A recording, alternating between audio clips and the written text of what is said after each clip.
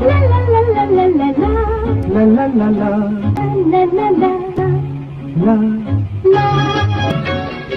পথ যদি না শেষ হয়। সঙ্গীতের জগতে এক জাদুকরী কণ্ঠ, সঙ্গীতের আকাশে এক উজ্জ্বলতম নক্ষত্র, যার কণ্ঠের জাদুতে বিভোর গোটা বিশ্ব। তিনি আর কেউ নন, গীতশ্রী সন্ধ্যা মুখোপাধ্যায়। সন্ধ্যা মুখোপাধ্যায় কলকাতার ঢাকুরিয়াতে 1931 সালের 4 অক্টোবর জন্মগ্রহণ করেন। পিতার নাম নরেন্দ্রনাথ মুখোপাধ্যায়, মাতার নাম হেমপ্রভা দেবী। পিতা ছিলেন একজন রেলের কর্মকর্তা। এদের 6 সন্তানের মধ্যে সন্ধ্যা মুখোপাধ্যায় ছিলেন সবচেয়ে ছোট।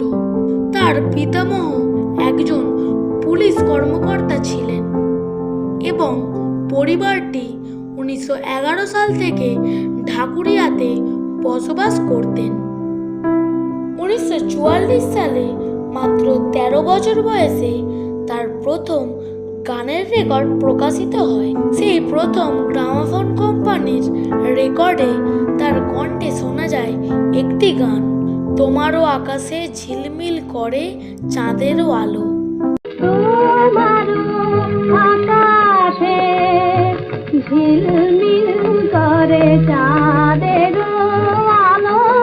1946 সালে 6 এপ্রিল গীতশ্রী পরীক্ষায় প্রথম স্থান অধিকার করেন সন্ধ্যা দেবী।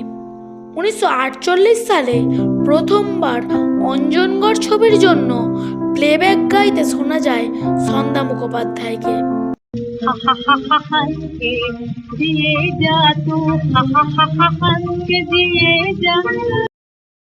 1950 সালে পেহলে আদমি ছবি। 1951 সালে শচীন দেব বর্মনের সুরে সাজা, অনিল বিশ্বাসের সুরে লতা মঙ্গেশকরের সাথে একটি ডুয়েট গান রেকর্ড করেন। গানটি হলো बोल पहले बोल।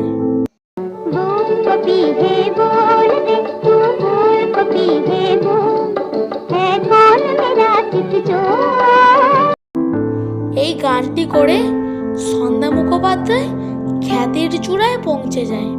স্বয়ং রাজ কাপুরও তাকে অনুরোধ করেছিল জাগতে রহো ছবিতে গান গাওয়ার জন্য। জাগতে রহো ছবিতে সলিল চৌধুরীর সুরে मैंने जो ली अंगारोही আজও অমর হয়ে আছে। मैंने जो ली अंगड़ाई धीरे से मुस्काई तेरी महफिल से सदा ये आई। গানে মোর ইন্দ্রধনু, এ শুধু গানের দিন, এই মধুরাত, এই পথ যদি না শেষ হয়। তার কণ্ঠে এই সব গান আজও অমর হয়ে আছে। ভিডিওটি ভালো লাগলে লাইক করবেন এবং সাবস্ক্রাইব করে আমাদের পাশে থাকবেন। ধন্যবাদ।